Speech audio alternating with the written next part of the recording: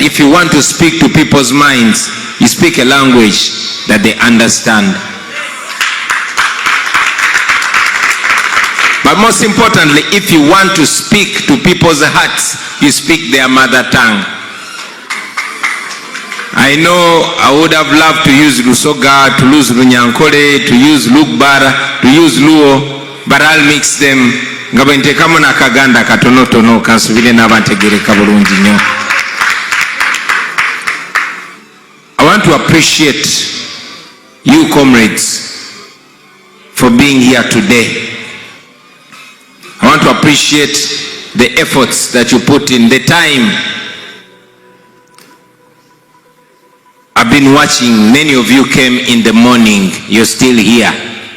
I know many.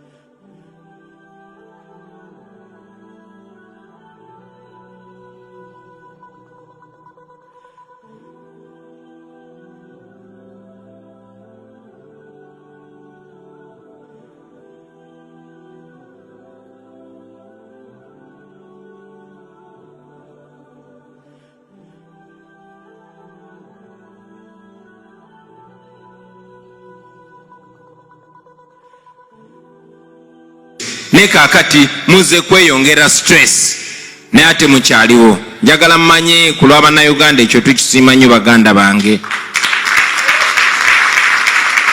Mu nsi zino, that is when you get the real meaning of time is money. Because in Canada here, time is money. Obudde bwe mmaze wano bwokka bwokka, it's a lot of money. Nene mwewaayo. Ne mujja mutwegateko, mutuwa amaanyi, mutuwe courage, mutukonfamigire nti bye tulowoozaako ne bye twogerako tetuli balalu. Thank you.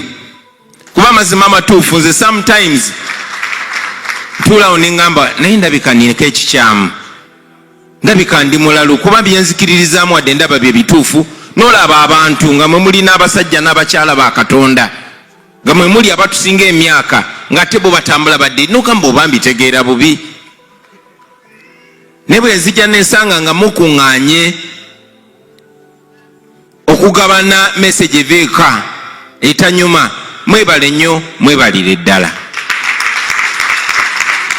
For the money that you spend, your hard-earned money, on something that is evidently so hard, but you furnish all our movements. You funded the 2021 election completely. You were disappointed because the election was stolen. Many of our people were killed.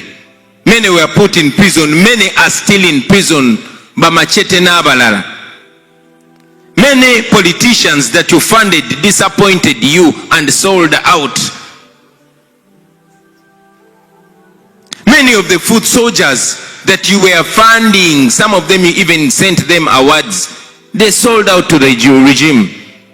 But you still believe in this cause and you still come back. Thank you very much. Njagala mumanye nti wadde mubeere eno ne mututenda obugumu, ne mutenda obuzira, ne mutenda okumalako n'okulemerako, mwe mutuwa amaanyi. Oba oliawo singa mwagwamu amaanyi naffe twandiguggweddemu amaanyi. But every time we come here, tuddayo nga mutukyaginze. Kati mwe muli wano naye temumanyi bizibu bye mugenda kundetera kuba mumpaddeero.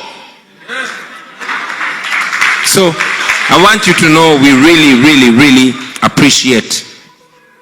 When I was here and we are beginning this function officially, I was intrigued when you read, and I noted it here, the land acknowledgement. You recite it at the beginning of every function. then you recite the acknowledgement of Africans here. That speaks to me. It should speak to us now and make us reflect on the future. 20 years from now, 30 years from now, 50 years from now. Many of us might not be on this earth, but I can guarantee you your contribution will echo again and again in the years to come. Many people will claim that they were part of this. Many people will say we were supporting it. Okay? Many people, even those that are despising us now, they will say they never believed in the dictator. So this land acknowledgement should shine a torch in the future and show you where we are going. One day, everybody will have agreed with us.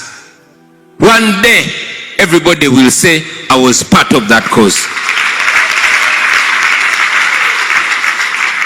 That alone should give you confidence. Kubanga tujja kuwangula era abo bonna bonna n'abo batujerega sawa zino bajja gamba twalinga nammwe bamuzeeyi abaana abawe ebiseera ebyo bajja gamba basukulu baabwe ebiseera ebyo nga tukyalwanyisa dictator n'abo bennyini abali mu kulya dictator mu ngalo. So mukole byonna bye mukola nga mukkiriza nti tujja kutuukayo, nga mukkiriza nti n'omwana oba omuzukulu wo ajja kuba ali proud, ogamba nti bazadde baffe nga bakyalwana okutereeza ensi yaffe. Bino bye byaliwo. So nze I am confident ti gye tugenda tujja kutuukayo basebo ne banyabo, temuggwamu maanyi. I've been here many times. I've attended numerous conventions here in Canada. We've given various messages, we've shared, we've gone back, reignited, and promising to come back the next year. And again and again and again. And I pray this will continue. However, today is different. Today, it is very, very different. You will notice I came alone.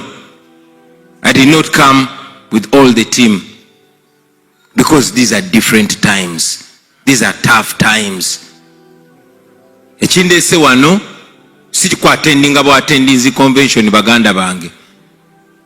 Fiwaffe Buganda, since time in memorial bwe mwabanga mugenda mu lutalo ng'ogende wabakama abo, ebiseera ebyo abalwanyi bagendanga wa kabaka ne baloopa olutabaalo. Kabaka n'abawa mandate, n'abawa ne blessing, ne bagenda ne balwana. Oba bakomawo oba tebakomawo. Kati twabagamba we are servant leaders. Era ensonga endese wano enkulu basebo ne banyabo nzize kubaloopera lutabaalo kubanga mmwe bakama baffe.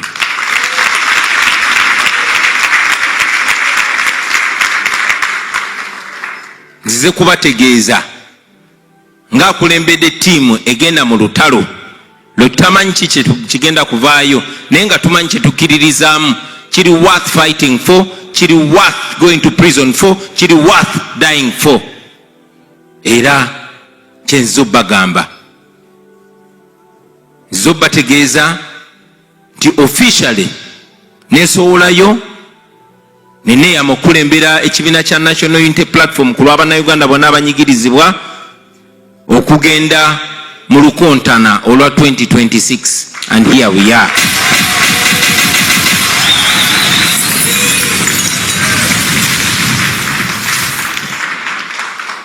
Nzize wano okubategeeza nti kye tugendamu si just kulonda kwa bulijjo, no. Okuva lwe twajja, ever since NUP and our generation rose to the occasion, ne tugamba kati ffe twagala byakujjako Museveni, si byakumuvuganya mu ate tubeere bu opposition, twagala byakumujjako ate nga bya ddala. You saw what the response has been We are the only group that has been responded to as terrorists. So, for us, much as we are non-violent, the regime in Uganda is dealing with us like it's dealing with terrorists. For the regime in Uganda, this is not an election, it's not a campaign, it is a military operation. So we are going to war. We are facing an enemy armed to the teeth with bombs and guns and knives and missiles, but we are armed with only the truth and the Almighty God.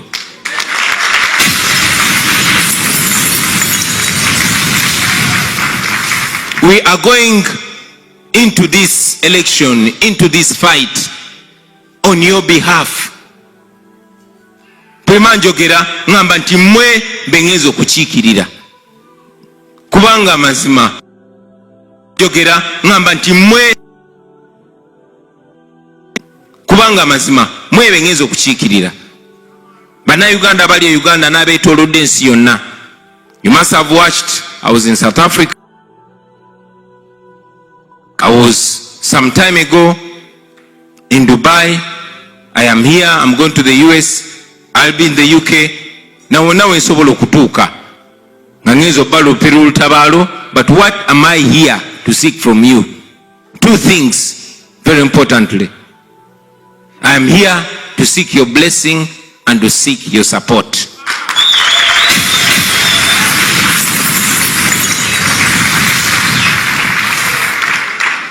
We cannot claim that we've gone to represent you without your mandate. We cannot claim that we've gone to represent you without presenting what we are going to show the people. But most importantly, we cannot claim to represent you without your blessing. So ladies and gentlemen, I am here to pick your blessing and your mandate. Au tugende tukubagane n'omusajja ate tumuwangule nate.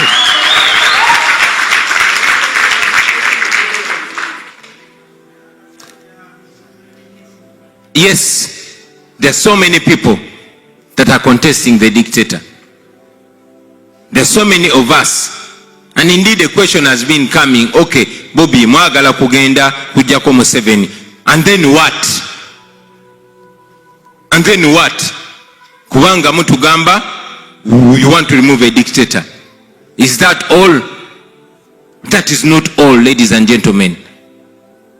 Bitwagala okola byonna byonna. The impediment, the roadblock between us and our dream is that old man namukadde oyo ali Uganda. Kyekizibu ekiyimidde mu kkubo lyaffe. Nengo okujjawo namukadde. It is only the first step. We seek your blessing to do what? We seek your support to do what? We want to do it in your name, in your representation, but do what? Allow me, ladies and gentlemen, because most of the times tubadde tujja ne twogera nammwe tubadde tubabuulira bizibu ebiri e Uganda, the challenges that we face, it is to the extent that some people branded us lamenters. Today I'm not here to lament. I'm not going to remind you of the challenges that we have home because you know them. Majority of you ran away from home.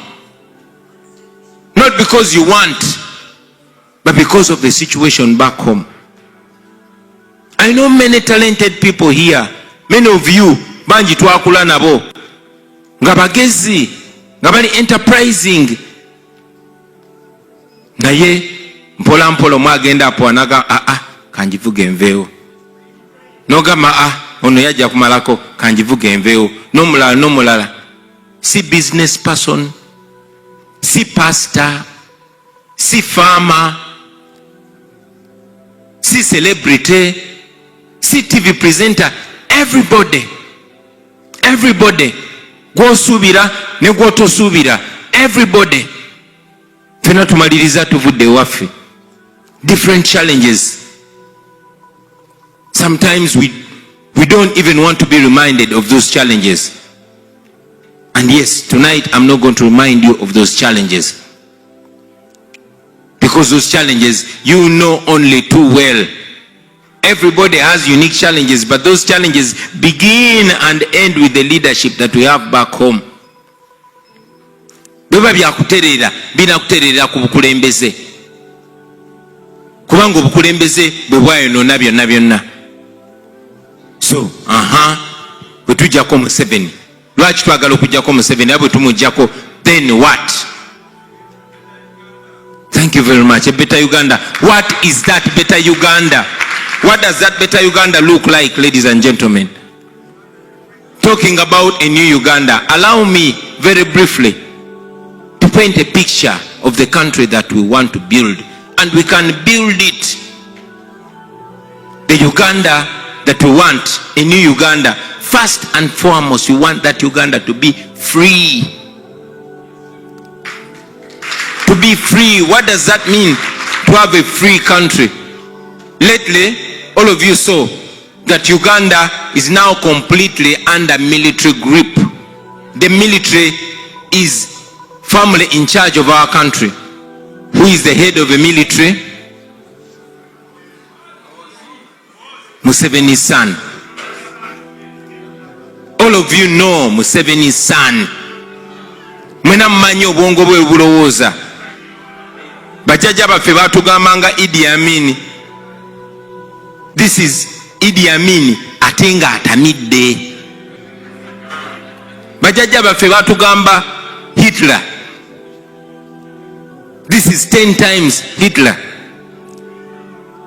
So that's where we are as a country. We want to free our country, to end military rule, to make sure omuntu yena yena are enjoying a human dignity, just like it is here in Canada.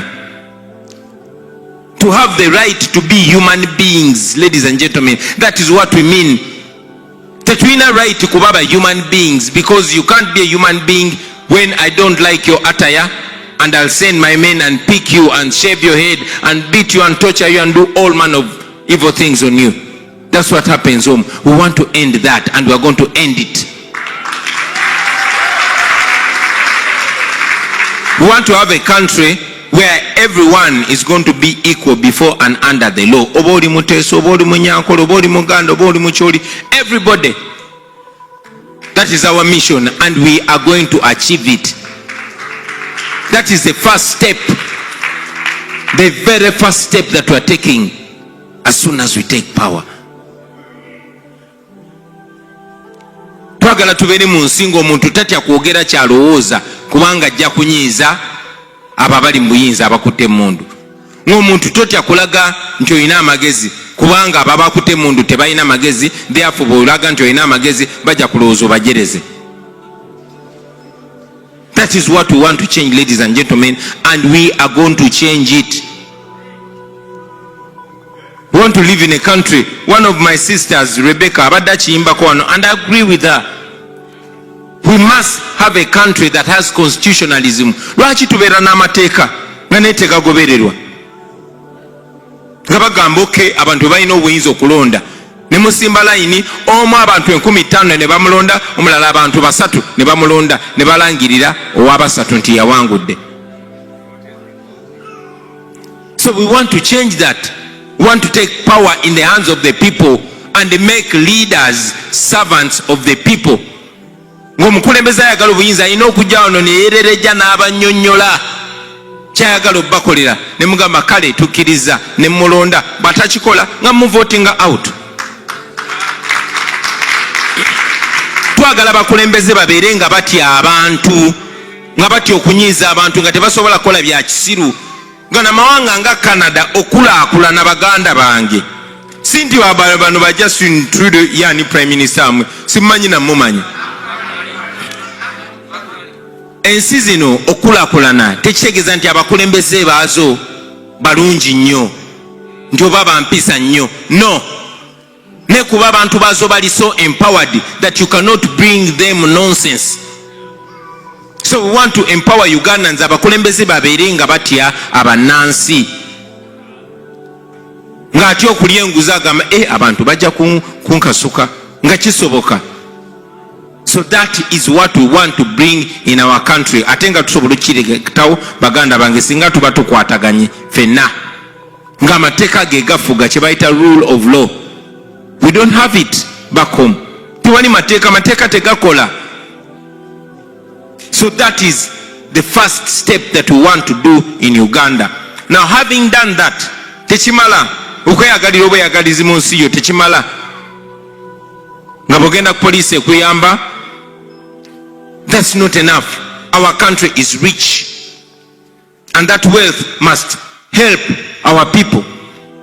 So ebintu ebitusula ku mutima, ekikulembera kyeky'ebyobulamu.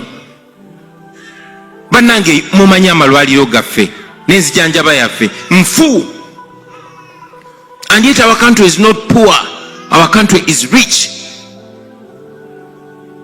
But because those that rule of our country only concentrate on keeping in power, ekikulu ekiriwo ali mbuyinza kusigala nga ali mbuyinza, amalwaliro ne bwe gavunda. We want to change that, ladies and gentlemen. Ate byenjogerako siroota biroote byali bibaddewo. Ne problemu eno yali ebadde mu nsi endala zonna zonna. Era enkuŋŋaana zaatula emyaka egisukka mu 15 egiyise. Baatula Maputo ne mu nsi endala ne bafulumya proposals ne bagamba no, Uganda okutereera ne Rwanda ne Kenya n'amawanga agali mu mbeera eyo only lift the budget. Ebyenzijanjaba mu biwejjasa obutundu 15. Only 15% of your revenue muziteeke mu byenzijanjaba. Awo omuntu yenna alina kabeere mwavu atya ajja kuyingira mu ddwaliro afulume agende nga mulamu aweereze ensi ye. E Rwanda bakikola, amalwaliro gaabwe gali perfect. E Kenya bakikola, kyova olaba ba political elite n'abagagga ewaffe babajjanjabira Kenya. Uganda yo yafuuka cemetery. So we want to fix that, and we will fix that because the money is there. The money is there. Twagala okutereeza ebyensoma byaffe. Our education system is a fake. It is old school. It is colonial. No wonder abeesobola bonna bonna tebasomeseza abaana waffe. We want to improve our education system. Number one, kuva ku primary. We've talked about the 4 A's: academics, athletics, arts and agriculture.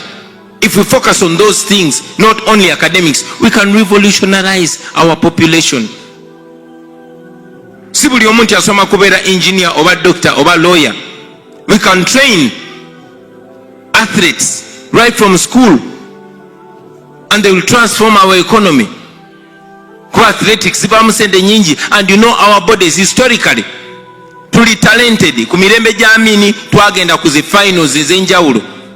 Back then fe twafulumyanga ba athletes abakabi, ba boxer abakabi n'abawuzi abakabi. We don't have that anymore.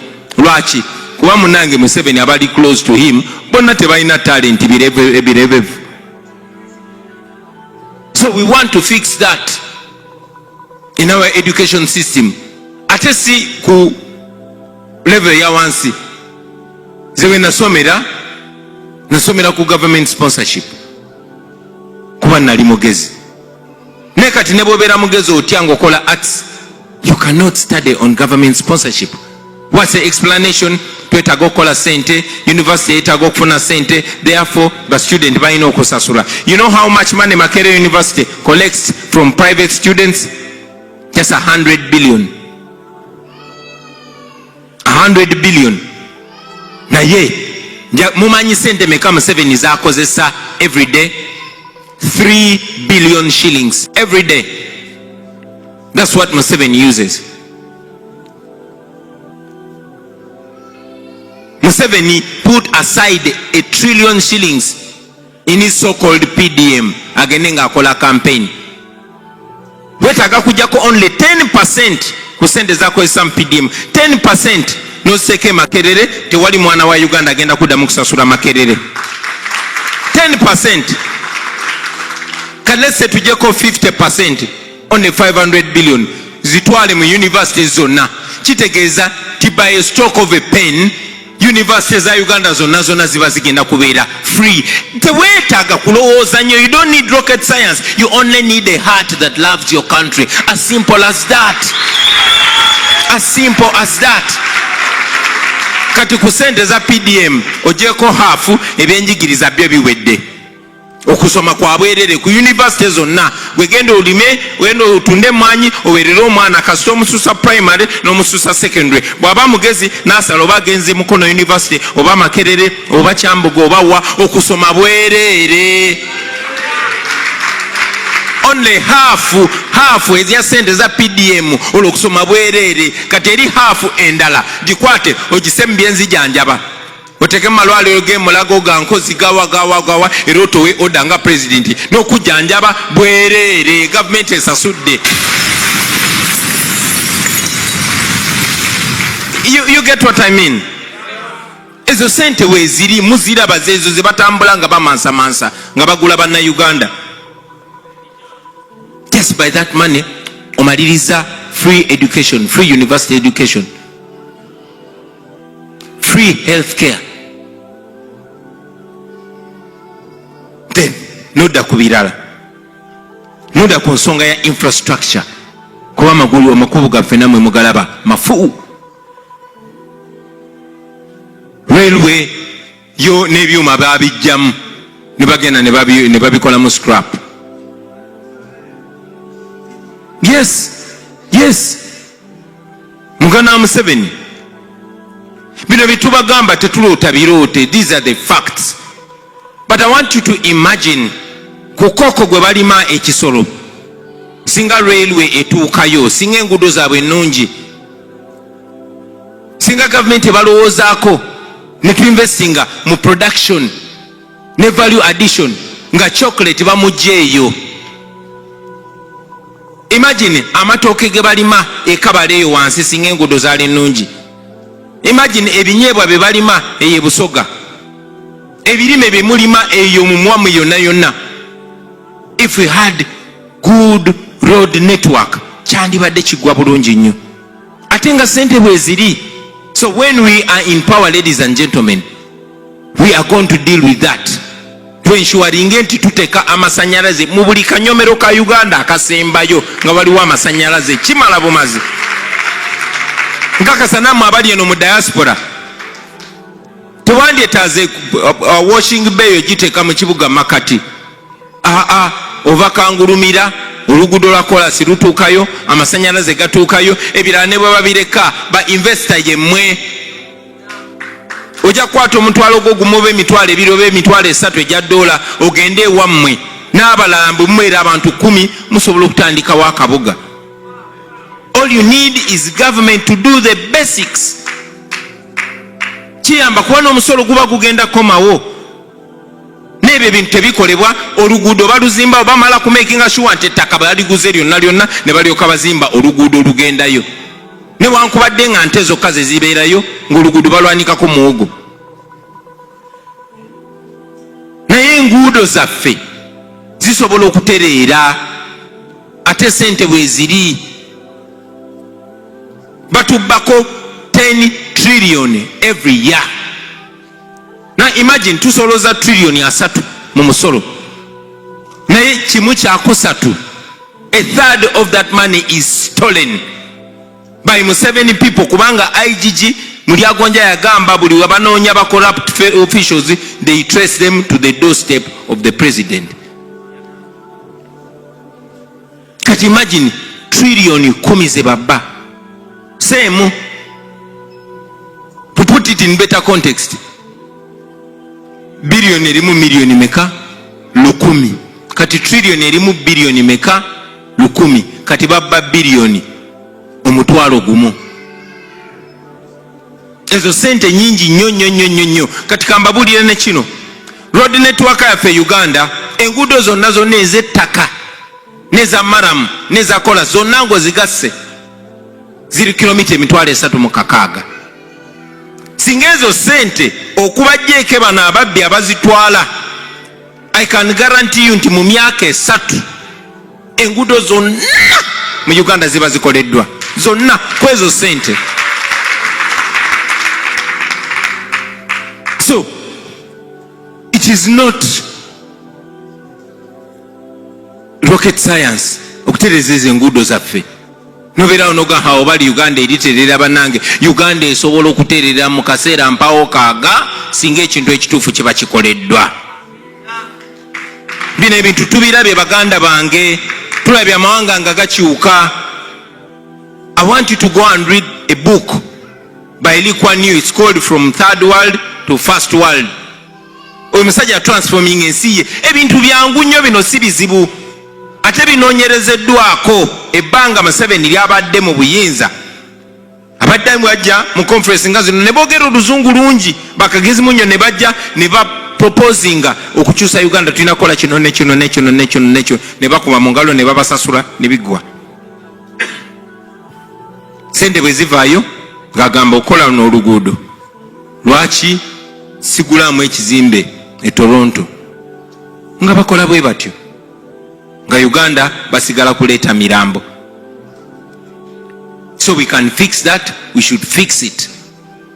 That is our mission, that is our dream, that is our aspiration. We move on what the chance bana Uganda bannaffe tugenda kola bino ebintu.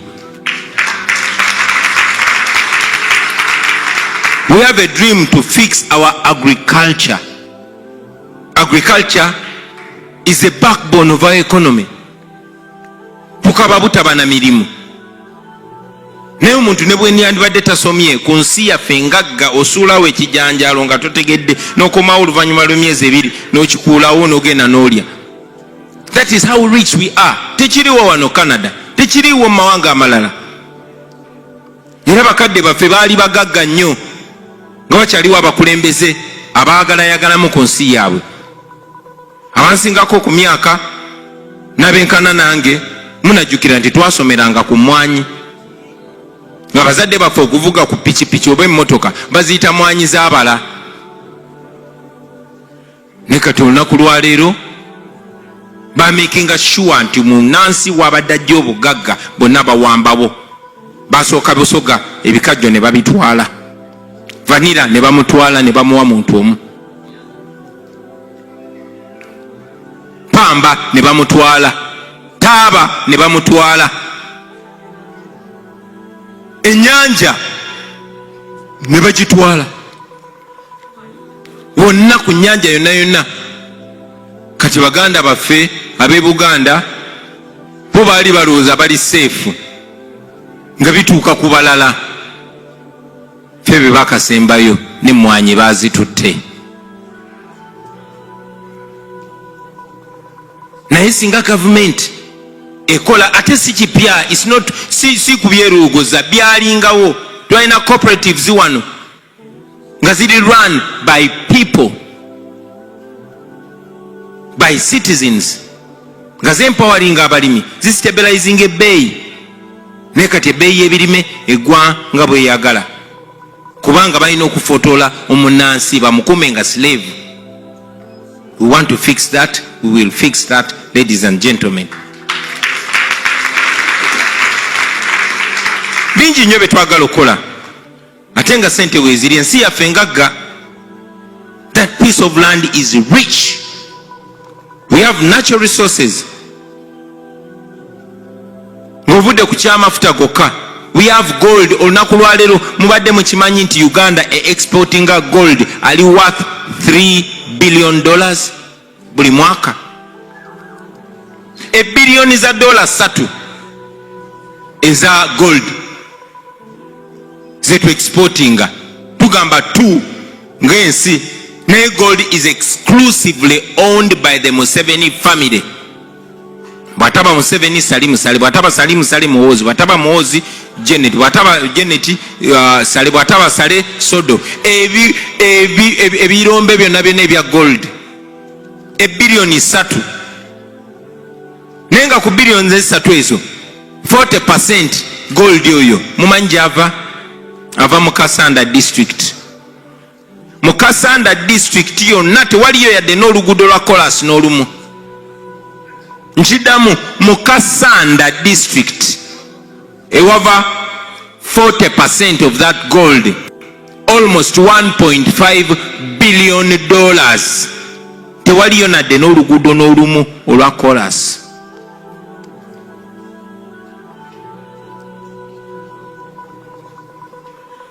Obulwaliro bwayo omwana bwe yeekiika bw'ati mu lubuto gw'entaanayo balina ogisima. Ebyo ensi gye tulimu kikulaga nti bwe tufumula bano abasajja tutandikirako obwo bugagga, tutandikira awo. Ab'e Kasanda beyeyo batandikira awo. Ate kino tikiri Kasanda yokka, kiri e Busia, kiri e Karamoja. Bannange baazudde the biggest gold deposit in the world eri mu nsi yammwe e Uganda. Ne Museveni yobo obugagga bwabulaba alowooza kufuna chemical weapons kulwanyisa bannansi. So tulina okwerwanako to making sure twejjako abo abasajja tutereze ensi yaffe. If we don't do that, mwe abafuna omukisa okudduka e Uganda mujja kubeera nga mutunulira Uganda nga North Korea nga temukyasobola kuddayo, ng'obugagga bwammwe bwe bakozesa okubagumaganya ewammwe. So this is to inform you that our country is rich, and this that I'm talking about is not a dream. We can achieve it, and we are going to achieve it. We are going to achieve it because we are not going to give up. We are going to achieve it because it is not only me, but most young people are awakened now. Bamanyi ne kye twagala okukola. Kyovola Museveni alowooza okunzijawo naye nagaha naye bwe najjawo Kyagulanyi ng'abuusiza abayaaye bangi. So that is the positive side of it. But this dream is real, friends. It is real. Kye twagala okukola tukimanyi, bye twagala okukozesa weebiri. Ensi yaffe engagga, tetulina kusabiriza nedda. Obwo bugagga Museveni akozesebwa ne gana amawanga amalala agatwetoolodde babeere nga batubba. Omanyi gana amawanga gakozesa ba dictators. It is very, very common in these Western countries. They always use those dictators to plunder the countries. Why do you think? Mulowooza lwaki kanjogere na mu Luganda tebumpulira? Mulowooza lwaki e Cameroon balina Paulo Biya ow'emyaka 95 yeesimbyewo? Amawanga g'e Bulaaya tegali mu mulwanyisa, naye gali mu kulwanyisa Traore ey'akamalawo k'emyaka 3. Kubanga obugagga bwa Cameroon bwonna bukola ki? Olunaku lwa leero njagala bategeeza nti America ebadde ng'ewa Museveni $1 billion nga bagituumye military aid, naye nga lwaki basponsoringa dictator amaze emyaka 40 mu buyinza. Ebyo ebimu ku bye tubeera tubasaba okuba exposinga mubalabise mubaswaze kuba eno mwina liberty kola ekyo mwatuba stopinga kuba ebisinga bagenze babisalako twagala byonna babisaleko. So friends, this dream is real. This dream is real. It is not only impeded and stopped by the corruption that is going on in our country. Once we stop that corruption and we allocate our resources to the betterment of our country, we are going to build a country that you will be proud to return back to. Twagala nnyo baganda bange ne foreign policy ya Uganda eberenga eri pro-Ugandan. Embassy ya wano osobola okugendayo ng'oli mulwadde obanga olina obuzibu n'ofuna obuyambi. Embassy eya Uganda era zonna embassy za Uganda zaali reduced to playing politics. Kati just balinga ba agent baba dictator. Amawanga amalala omunakenya bwe yesange Buwalabu makawuli abanakenya bameka be bajjamu amawoolo oba be bajjamu ensigo. Makawuli abanyarwanda bameka be bajjamu ensigo oba abatanzania bameka be bajjamu ensigo mu nsi z'Abawalabu. Makawuli abakadama bameka abanigeria abatulugunyizibwa kubanga ensi zaabwe zifolowinga abantu baabwe. Kubanga munnansi obeera kya muwendo, ewaffe bw'ova e Uganda baba bakuwonye naye ate bakugoberera ne gy'ogenze kati baagala bajjako n'omusolo. Era namwe muterwaneko, I tell you, nammwe bajja tandika obagerekera emisolo ate bagibajjeko. So twetaaga okubeera nga tuli bannayuganda nga wonna wonna wooli, oba oli Brazil oba oli Canada, ng'ensi yo ekulowoozaako, gavumenti yo bweba ekufaako, n'amawanga gy'oli gajja kuwa ekitiibwa, tegajja kunyooma, tegajja kutulugunya, kuba gamanyi oli followed up, nemwe muli bamulekwa. Munnayuganda yonna gy'oli, you are on your own. That should not be the way. You belong to a country to which you pay taxes, or at least your family pays taxes. Therefore, that country owes you protection. That is exactly what we're going to do when we are in power. So twagala ebintu bikyusiza ddala baganda bange, twagala okutereza ensi yaffe n'ekifaananyi kikyuke, n'ebyo byonna byonna byenjogera era mazima bikyafaanana ng'ebirooto, naye tubituukako bitya? Where is the pathway to that area? Pathway zaali bbiri era zibeera bbiri always. Tuyinza okusalawo ne tugamba kati tukwate emmundu tugende tubakube. Tusobola okukwata emmundu ne tugenda ne tubakuba? Tetusobola. Tuli bato, tuli bangi, tuli banyiivu, tuli baavu. We have nothing to lose. Byo biridde embuto zibiri mu mannyo. So if we chose violence, we can open war on them and kill the hell out of them.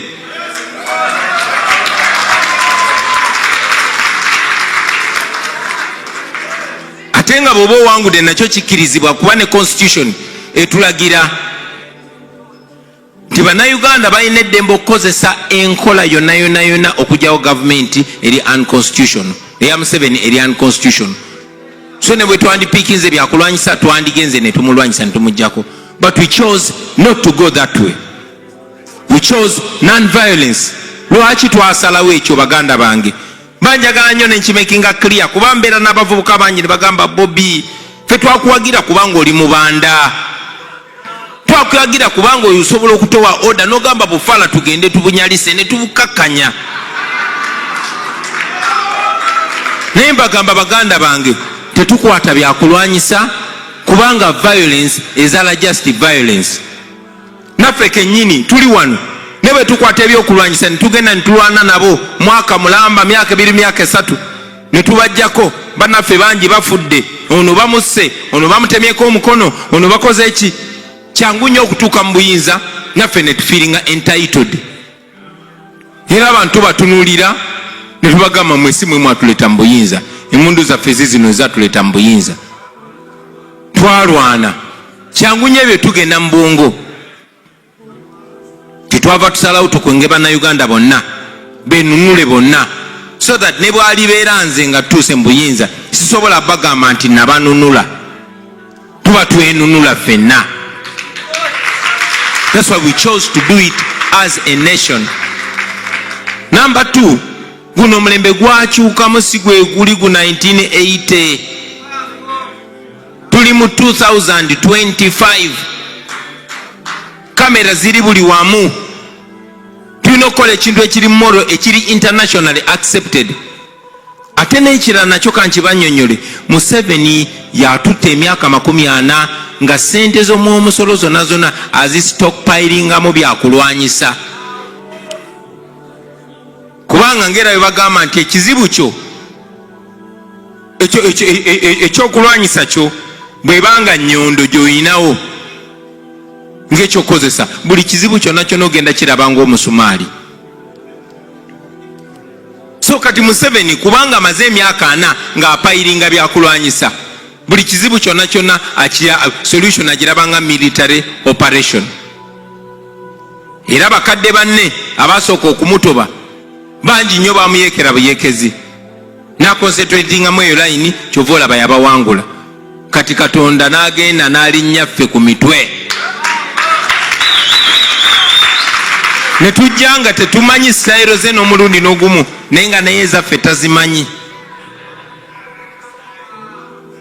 Ne tumuyita watasobola, ne tugamba okay, mwagenda ne mulwana mwalwanirira ddembe mwalwanirira democracy ka democracy yono democracy asinga okubulira abantu ebituufu abantu ge basinga okuwagira yawangula okay 80% bali myaka gyaffe n'okukka wansi 80% baavu omaze emyaka 4 mu bukulembeze kati tugende wali ne tumutwala watasobola yensonga lwaki Museveni tasobola ajja n'agamba Kyagulanyi byayogera alimba agamba abo inciting violence abo baagala kulwana batukutte batusibye naye tebatusalirangako omusango gwonna kuba tegusobola tusinga kuba byetukola byonna biri mu mateeka so kubanga ekyokulwanyisa kye tulina kyekisinga okuba moro both maaso gaffe ne maaso g'abazadde baffe but most importantly maaso g'amateeka ne maaso ga Katonda ekyokulwanyisa kyetukozesa ge mazima n'amateeka. Museveni tasobola tuwangula kyova olaba twasalawo tumutwale tukozese democracy tukozese amateeka tukozese abantu kuba amanyi gaffe gali mu bantu basebo ne banyabo ensonga lwaki twasalawo pathway yaffe to freedom ebeere protest vote 2026 nekino nja kinyonyola nti bangi nnyo baali bagamba naye twawangula 2021 kati lwaki tudda mu kalulu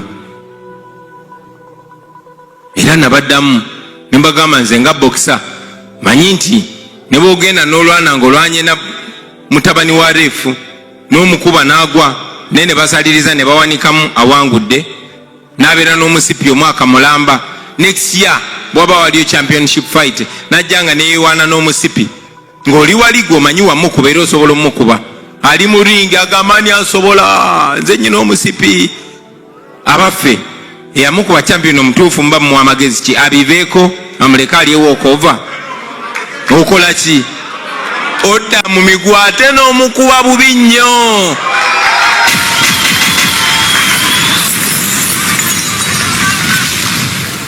yensonga lwaki neewaayo basebo ne banyabo neŋŋamba oyo fala musobola ate nga kituufu tumusobola nesinza musobola nze ng'omuntu nze mwewulira naye nyina kubeera nga ndi nammwe kuba amaanyi gali mu mmwe basebo ne banyabo. And that is why we are here, ladies and gentlemen. But that protest vote is not only about the presidency. This is not a contest between myself and Museveni. We are fighting a bigger monster called Musevenism. Kuba Museveni alina bangi nnyo abamulya mu ngalo. He has messed up right from LC1. And gladly we have this opportunity of an election. And we've spent the past 5 years, ladies and gentlemen, galvanizing our leaders, preparing our leaders, because our plan is not just one day. It's not just 2 days. It's not just 1 year or 5 years or 10 years. It is a program that goes on and on and on. It does not stop with one person, myself, no. It goes on and on and on. In any case, tiyatandikira kunze. I'm only here to play a part and to inspire others. Who knows? The young people that are listening to us will be even more aggressive, even more patriotic, and gladly they're getting earlier training. They'll be more educated, more skilled. Bubajja kuba babitandise nga bato, ffe twasooka nakuba miziki twazuuka late. So the future is bright, the future is robust. So tuteeseteese abakulembeze at all levels kuva ku LC1. We want to vote out this system. We are going into this election not to get only president, to get LC1 leaders, to get councillors from the lowest level to the top, to get division mayors, to get mayors, to get district chairpersons, to get members of parliament, and ultimately to get a president. kubanga kye twagala baganda bange, when we remove Museveni, our work will only have begun. Tuyimba bulijjo nti olutalo nga luwedde, tuliyambala engule, tulizimba Uganda empya. Uganda empya eyo tegenda kuzimbibwa nze nzekka, egenda kuzimbibwa abakulembeze abo bonna bonna between across the country, from north to south, from east to west and the central. So that is our mission, ladies and gentlemen. That is why we are going into this election. What is your role? What are we asking of you? We are asking you, ladies and gentlemen, number one, to give us your attention. To give this election your attention. Muleme kwetama, manyi bitama, manyi bikoya, manyi banji mbade frustrated. Tuwadde n'abaana banji bano ba faadi, babadde nga tebava ku internet boogera ensonga zino. Tulina abaana across the world bagenda bagwamu amaanyi, byagenda bibatama, bagamba baganda bange temukoowa, abaganda bagamba ogutateganya teguzza nvuma. Although it seems as if impossible, ne Mandela tugamba it seems impossible until it's done. Abaddugavu balwanyisanga slavery, kyasiminganga ng'ekiri impossible. Babajje wamwe ne babateeka ku kyombo ne babaleeta mu nsi z'abazungu. Buli wootunula muzungu oyinza otya okwetaasa. Bangi nnyo ne bagiving up, naye abatagiving up bawangula, slavery yaggwawo. Colonialism, abazungu bwe baali batufuga nga tulaba abagezi nnyo, ne Katonda bamuleetedde mu kifaananyi kya muzungu, oyinza otya okuwakanya omuntu afaanana nga Katonda. Naye munnange colonialism yaggwawo, ne kati ate bano abadongo abaali bayambala lugabire. So we can win. Don't give up, my brothers and sisters. Don't give up. Today I'm here to charge you up, okubasaba musituke mukumakalira ako mutaninge ensi. Turn all the cameras on Uganda. Democracy dies in the dark. Create as much attention about home as possible, kubanga abaana gye bali balwana, abaana tebapoye kuba bamanyi we either fight or we die. But we need you. We need you to be involved. Give your attention at home. Be involved. Spread the message on your social media. Temukowa baganda bange, yemwe bagezi baffe, yemwe bagezi baffe. We look up to you. You are in a safe zone. Osobola okwogera byonna byoyagala, osobola okweexposinga byonna byoyagala. Let us do that. Abali e Kampala, they can only do so much, but here you can do much more. Please do it, ladies and gentlemen. We can change our country. Get involved. Ekirala nga maliriza njagala basaba, please unite. Please unite. Thank you very much. Before I go ahead, I've been asked and I will oblige. My brother told me, please remind them at the end of the speech that if the reasons, I'll remind them at the end of the speech then. I'm glad I read the top. Mbasaba mu uniting. Abasibe okulwanira mu komera libera bbula lya magezi. You need to unite. You have the same problem and you have the same solution. The rest are only details. The challenges you face here, the way all of us from home, obozoli professor, obozoli wa boda bwe mutuuka wano ensi esooka mwenna ne ba shrinking ne bateeka ku level. Ekyo njagala kibajjukize baganda bange ti tulina ffenna okwegatta, kuba buli omu alina role, buli omu alina purpose, ate buli omu alina importance. Please unite. Don't be divided along tribal lines, along religious lines, along class lines. Unite. There's going to be so much effort to disunite you, including the regime investing in that disunity. But please, please, please unite. Work together. Let us push together. Tuliyombanga tumaze okujjako dictator. But now we have a bigger war to fight. It's very, very important to unite as Ugandans. Please spread the message as far and wide as you can. Help organize. We appreciate your fundraising. Mwebale nnyo mwebale ddala to supporting ne sente zammwe. Naye si kya sente kyokka. Bangi kummwe musobola okuorganizinga remotely. Kati nze kambabulira abaana abamu teams ezimu nze kumama ogutaaka nga bankuteruuka abaali bacoordinatinga nabo baali eno mu diaspora muzimbe eggaali beera n'eggaali yo oba oli Canada oba oli America nga tosobola kuba ku ground olinayo abaana bosobola okuwuliza bawulize ate mwe musoba n'ebitabo bwobwegama gwe genda waneeno okole bwoti bagendeyo bazoganye byenjogerako mubimanyi lwaki munjogezayo ebintu osobola okubeera eno gwe n'otuma enjukizo nimbe wamabini so whatever you can do it musobolera ddala mu diaspora okola kye musobola. You can coordinate, you can organize, and you can facilitate the people that are doing the good things down on ground.